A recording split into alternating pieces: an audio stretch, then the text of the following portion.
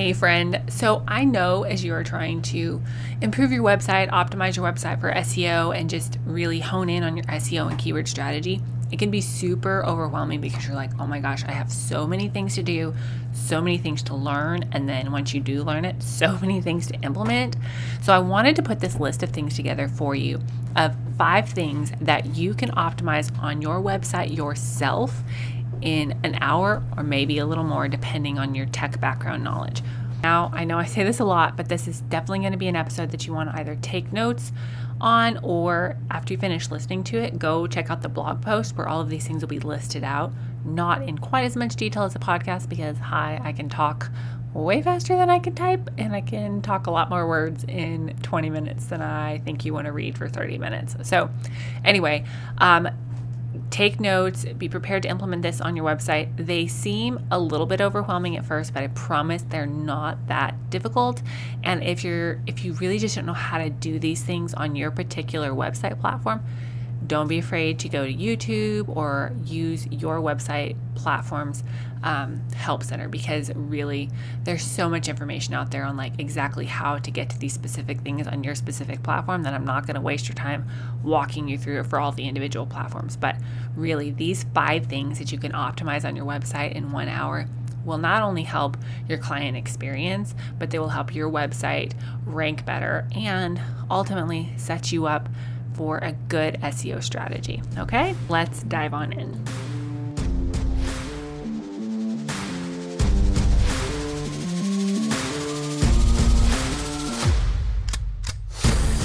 Welcome to Jumpstart Your Dreams. I am Faith Hannon, Jesus lover, business growth coach, content strategist, barrel racer, worship leader, wrangler of tiny humans, and champion of your God-given dreams. If you are finally ready to feel confident pursuing your God-given dreams, know Jesus more, and learn how to market and actually grow your business without losing your mind, then tell the dog to quit barking, grab a notepad and that 3rd cup of coffee, and listen in for some shoot you straight, visionary, and practical tips to get you the breakthrough you've been looking for.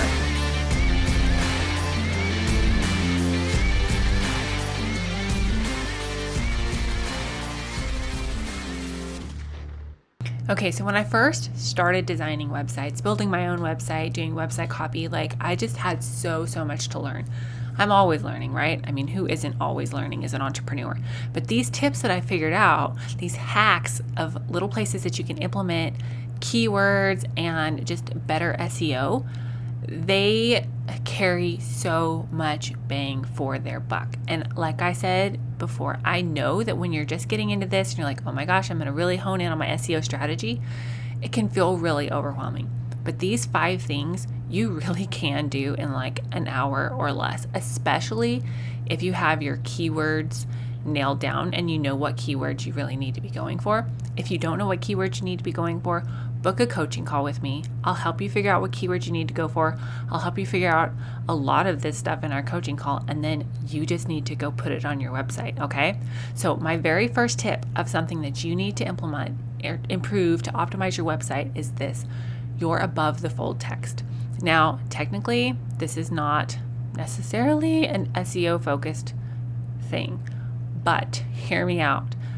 Ultimately, we are serving people, right? We're in business to serve people and help people with our gifts. So yes, your website and all of your content needs to be pleasing to the little SEO Google gnomes, but ultimately, you're in business to serve people. So if your website doesn't clearly communicate to your people what you do and how you can help them, then you're not going to be reaching those people, right? You're just going to be reaching robots. So the main thing, the first thing I want you to do is I want you to improve your above the fold text. Now, what is the above the fold text? The above the fold text is the text, the words that people see on your website. Usually it's the largest chunk of text before they start to scroll down your home page. That is the above the fold text. And the above the fold text on your home page is the most important text on your whole entire website. Not to put any pressure on you, but it is imperative that that text is clear and not just cutesy, okay? So I'm going to give you some some bad examples and some good examples, because this above the fold text needs to clearly communicate with your client, your ideal person, the problem that you solve for them. Donald Miller's book, Building a Story Brand, is phenomenal about this. Such a good book, highly recommend. But I'm going to give you some bad examples and some good examples of above the fold text so that you just have some ideas to start making changes. So remember, the number one question that this needs to answer is, how do you, as a service provider or business owner, product creator, whatever, how do you help them, your ideal client, your ideal customer? Okay, so some bad examples. I work with a lot of photographers, so I have a lot of knowledge about that, but some bad examples. Okay, literally, I've seen photographers write things like, let's go frolicking through a field of wildflowers. Like, no. Like, yes, frolicking through a field of wildflowers is fun and precious and makes for pretty pictures, but it doesn't tell your ideal client how you solve their problem. Their problem is that they want to have pictures and they don't want to feel dumb taking the pictures. They want to have beautiful pictures for their Christmas cards that they feel like they look like they're flattering, right? They want to have beautiful memories to hang on their wall. So bad, go frolicking through a field of wildflowers. Good, a good above the fold text would be photos as beautiful and authentic as the memories you'll treasure forever. Boom. I've never used that with a client, so if you're a photographer, go steal it. Okay, so let's say you're a life coach. Another example. You know, ultimately as a life coach, you probably help people feel inspired, figure out what they're supposed to do with their lives, and then daily steps implemented, okay? But too often, people in that industry get caught up in the feeling side of things, and a very bad example of a life coach above the fold text would be something like feel inspired. No, like if I want to feel inspired, I can watch a Rocky movie for free. I don't need to pay you dollars, right? No, a good example of a better above the fold text would be know your purpose and know what to do each day. Boom. All right. You're going to help me figure out my purpose and you're going to help me figure out how to get there. Great. If I need that, I'm going to hire you. If I don't need that, I'm going to move on. Okay. Now, let's say you're in more of a physical product space, like you're a building architect or designer. Instead of just having a picture of a building or we build buildings, well, yes, that's great, but also you need to speak to your client's internal problems as well. How about we take the stress out of building? Boom. Sign me up for that, right? Like, so those are some good examples to kind of get your brain churning about the above the fold text. And I'll be honest, as a professional copywriter, this is the area that I think I spend the very most time on because it's so important. But the beautiful thing about websites, right, is they're not chiseled in stone. You can go back and edit it in a month if you come up with a better idea. But I want you to think about this. Is it clear? Donald Miller uses the example of, does it pass the caveman test? Does somebody with like a caveman level intelligence understand what you do? Because truly, clear wins over cute every day of the week that ends in Y. All right? Okay. Hey friend, I know you're trying to grow this business, but does it feel like it's not really going anywhere? Did you know that we can actually fix the back end of your business so that you have some great SEO? Did you know that we can repurpose your podcast or repurpose your blog and help you grow faster? Did you know that was even an option? If you're thinking, oh my goodness, Faith, that would be amazing, then head on over to faithhannon.com/coaching or click the link in the show notes. In just 1 hour of your time, we'll get you a marketing plan in a box with the exact keywords that you need to be going for, how and where to implement them, and at least 3 months of SEO-focused content planned out for you. Let's get your coaching call on the books right now and get your marketing strategy headed in the right direction. Spots are limited, so don't wait. And I cannot wait to help you finally get the breakthrough you've been waiting for and jumpstart your business dream back to life.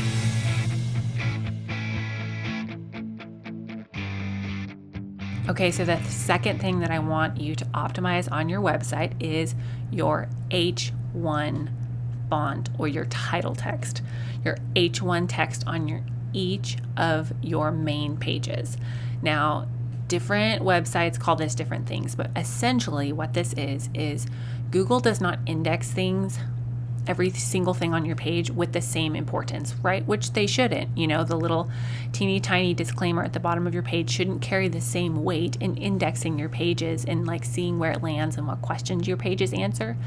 That shouldn't carry the same weight as your heavy hitting text, your main points, right?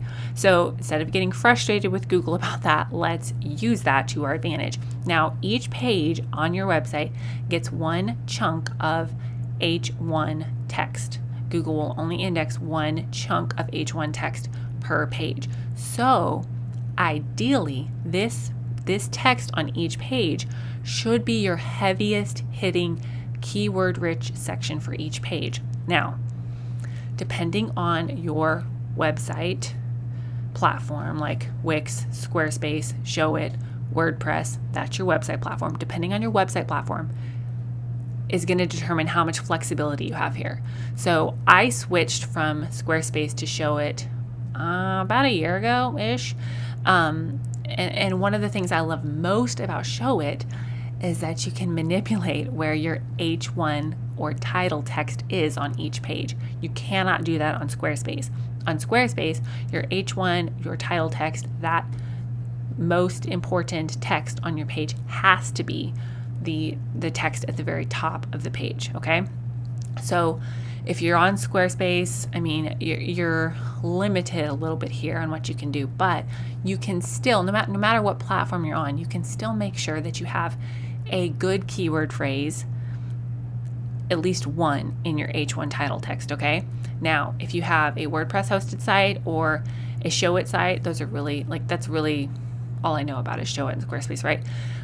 But if you have a Showit hosted site, you can manipulate stuff so that the font still looks the biggest and prettiest wherever you want it, but you can make your H1 title text be something that is more keyword rich. Now, don't keyword dump, but make it keyword rich and make sure that it's authentic to what you actually do and in line with your specific goals for your keywords. Now, again, not to just shamelessly plug all episode long, but in a coaching call, I can help you figure out what keywords you need to actually be going for and where you can put them on your page a little bit, okay? So your H1 font, your title text, is the next thing that you need to optimize on your website. And this really doesn't take long. Once you have your keyword list, you're like, oh, yeah.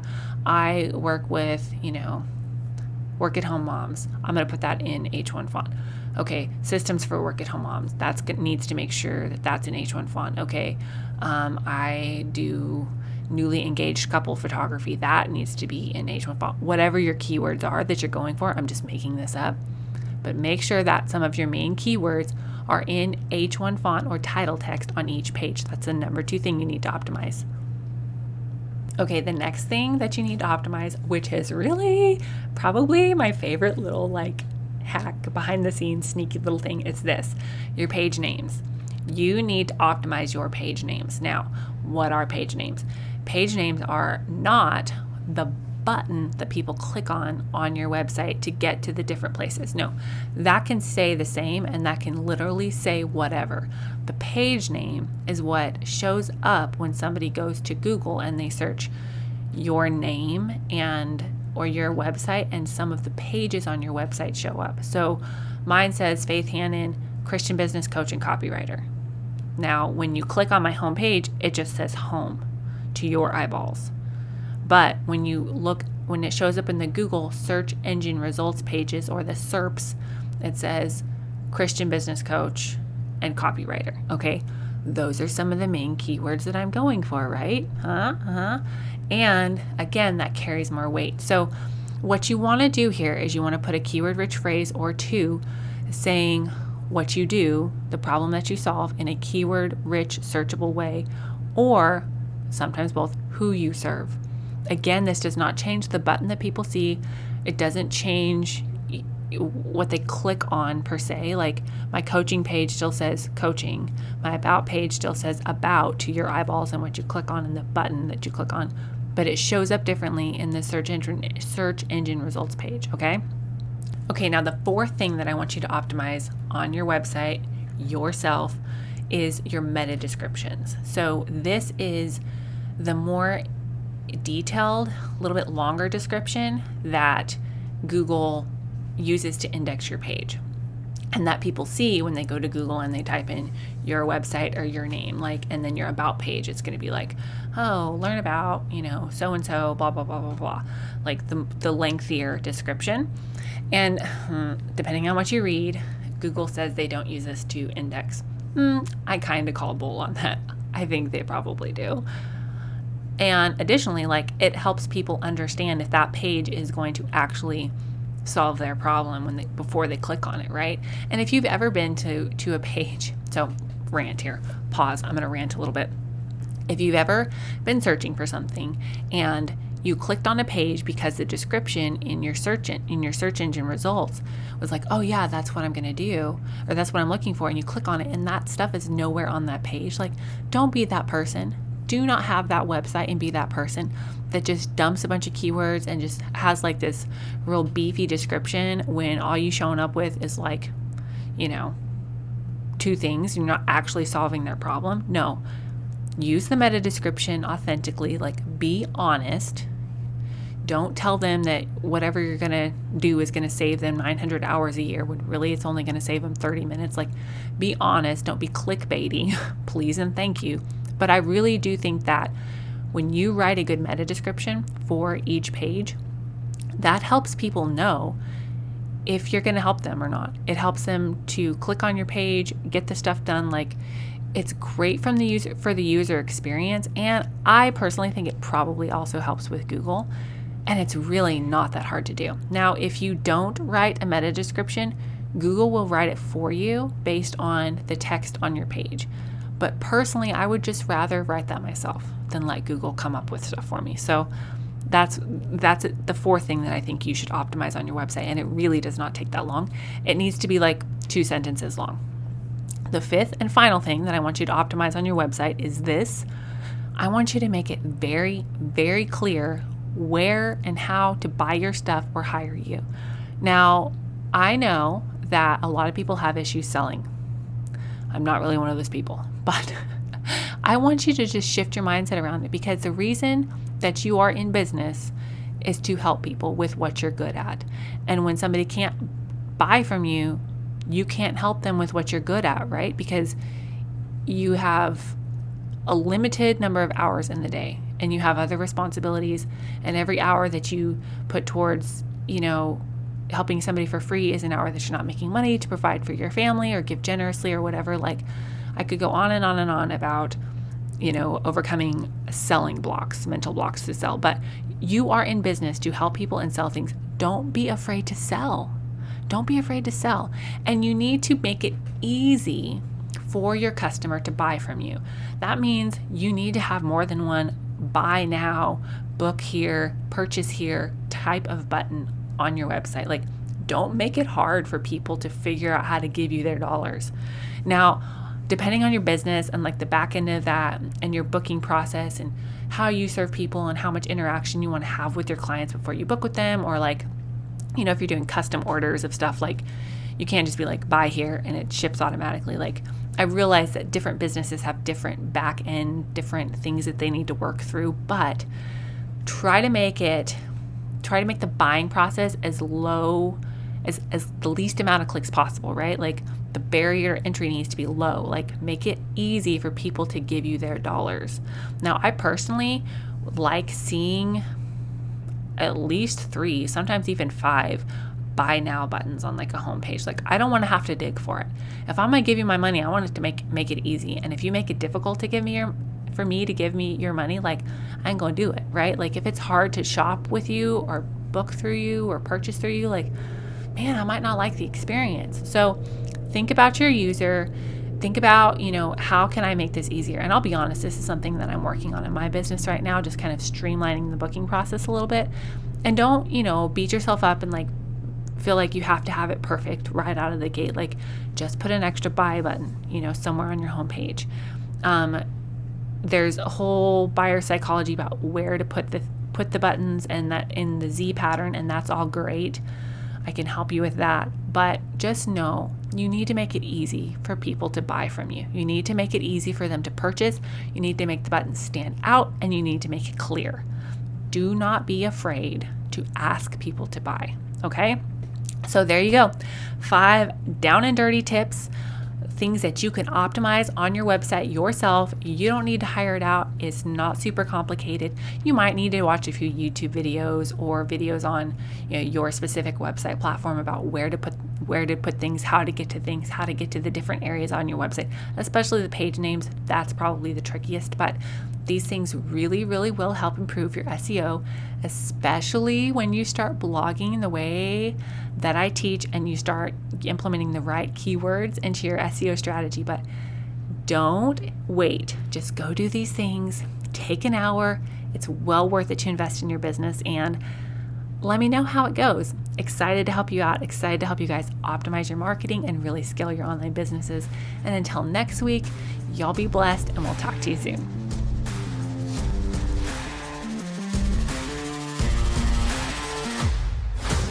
Thank you so much for listening in today. It means the world that you tuned in. Hopefully this episode inspired you, challenged you, and left you feeling like you really can do the thing that God has called you to do, even if you need it out first. If it did, can I ask you a couple favors? Would you please subscribe so you don't miss a thing? Share this episode with a friend that might benefit from it, and then just take 30 seconds and go leave a written review on Apple Podcasts. Not only will it bless my socks off to know that this is helping you, but it will help spread this message to more Jesus-loving entrepreneurs. Connect with me over on Instagram at Faith Hannon and find out about all the things, courses, coaching, and copywriting on my website, faithhannon.com. Until next time, God bless, and I'll talk to you soon.